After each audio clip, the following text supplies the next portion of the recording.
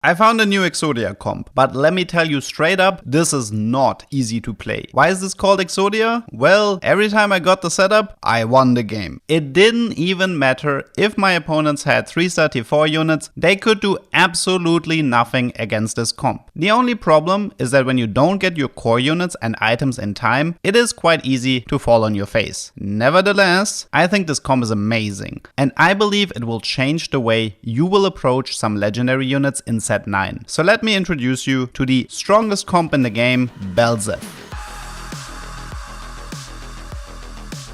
Triple kill.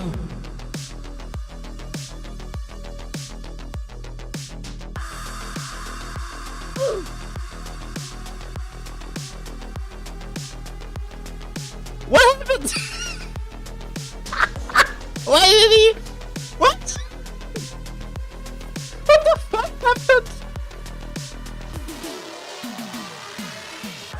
Now you might have watched my previous video about looks, and if you tried that comp yourself, you probably ran into similar issues as me. Maybe your opponents sniped your looks with a counter Zephyr, or after casting her ability, she walked right into the enemy frontline. I love the concept of frontline Zephyr, but I wanted to try other variations that focused on the physical side of things, while making use of a rapid fire cannon. Initially, I tried a setup with Kalista, Azir, and some other units, but honestly, everything just felt so weak until I started playing Bel'Veth. Before I discovered this comp, I hated Bel'Veth. I always thought she was weaker than her previous iteration in set 8. I mean, at some point in set 9, you probably gave Bel'Veth some AD items, realized she wasn't doing anything, and then gave up on her. The problem with Bel'Veth is that everyone is itemizing her wrong. There are two things Bel'Veth wants: attack speed and attack range. Attack speed is pretty easy to explain, since it will increase the amount of her slashes, heavily increasing her damage output. Attack range, on the other hand, is something that is currently being neglected on her. I honestly believe that the best item build for Bel'Veth are 3 rapid fire cannons. However, since it is quite difficult to find units that can make use of them, I often end up building one Ginzo in the early game for tempo reasons. Increasing her attack range several times causes her to always have another target in range that she can swap to, which means not a single point of damage is ever lost. This leads us to the core concept of this comp. You take Twisted Fate as your legend to guarantee yourself Pandora's items. You stack Zephyrs on Bastion units in the front line and rapid fire cannons in the back line. This will cause Bel'Veth to target the enemy backline at the start of the fight, completely annihilating the enemy carries. There are 2 reasons why I'm running Bastions as my frontliners. For starters, it is nice to have tanky units that can hold the line for Bel'Veth to do her thing. The other reason is the second win condition of this comp, Cassante. If the enemy frontline is hit by Zephyr and your Cassante is starting with full mana, he will jump over the entire board instantly and kick out the enemy carry at the start of the fight. Thanks to the 6 Bastion trait, he is very hard to get rid of and perfectly capable of carrying an entire fight by himself. I cannot overstate how absolutely broken this comp is. With your core setup online, your opponents won't understand what's happening, as they've probably never seen an actual Bel'Veth carry in set 9. Now, I have some good news and some bad news. The good news is that you can stabilize already with Bel'Veth and Cassante being 1-star. The bad news is that you will have to rush for level 8 and find legendaries in a meta that is quite aggressive towards spending all of your gold at level 7. The one setup I found for early mid game that allowed me to stay healthy while rushing towards level 8 was combining Ionia with Bastion and Deadeye. Deadeye units overall are amazing with rapid fire cannon, as they already have a range increase, which means they will remain in your back row and target the enemy carry at the start of the fight. Thanks to the Ionia trait, Jhin will get a bunch of bonus AD, allowing him to stay relevant in the mid game as well. I've tried a lot of different units and setups, but it has been difficult for me to execute this playstyle without my board falling apart. It will take a bit more research to fully figure out the best way to reach level 8 without losing most of your HP. But you know what? I'm okay with this. Exodia comps aren't meant to be easily reached, otherwise they would just become meta and then nerfed into the ground. Even if my LP will suffer, I'll continue to play this comp, as it is probably the most fun I had in set 9 so far. I hope you learned something, and see you next time. GG!